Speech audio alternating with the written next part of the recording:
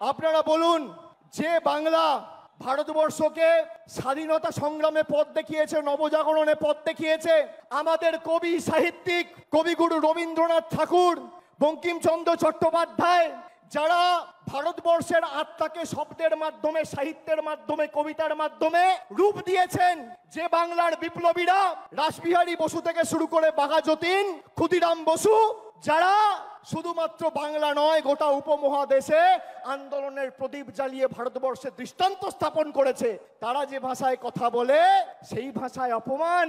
2021-এর আগে বলেছিলাম খেলা হবে, এবার বলছি পদ্মফুল উপড়ে ফেলা হবে। মানুষকে বলতে হবে যে আমাদের টাকা পয়সা, রাস্তাঘাটের, জলের, আবাসের টাকা আটকে রাখা শুধু নয়, বাঙালিকে মাছ খাওয়া নিয়ে খালি ব্যঙ্গ বিদ্রুপ করা নয়। বাংলায় কথা বললে বিজেপির নেতা আসামের মুখ্যমন্ত্রী বলছে বাংলাদেশি। আজকে বলুন, প্রায় 15 দিন হয়েছে এই বিজেপির নেতারা দিল্লির দায়িত্বে, দেশের দায়িত্বে, যারা দলের দায়িত্বে রয়েছে, প্রধানমন্ত্রী থেকে শুরু করে স্বরাষ্ট্রমন্ত্রী, বিজেপির সর্বভারতীয় সভাপতি, কি ব্যবস্থায় হিমন্ত বিশ্ব শর্মার এগেনস্টে নিয়েছে।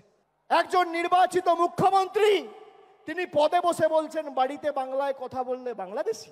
গর্ব করে বলবো, আর আমি তো বলবো আমাদের এবার নিয়ম নেওয়া উচিত যে অন্তত পক্ষে এই সেশনে আমরা পার্লামেন্টে দরকার হলে বাংলায় বক্তব্য রাখবো, কথা বলবো। আমরা বাংলার সন্তান, গুজরাট উত্তরপ্রদেশের নয়। আমরা বশ্যতা স্বীকার করব না, আমরা মেরুদণ্ড বিক্রি করব না, আমরা আত্মসমর্পণ করব না। গলা কেটে দিলেও জয় বাংলা বেরোবে, তৃণমূল কংগ্রেস জিন্দাবাদ বেরোবে।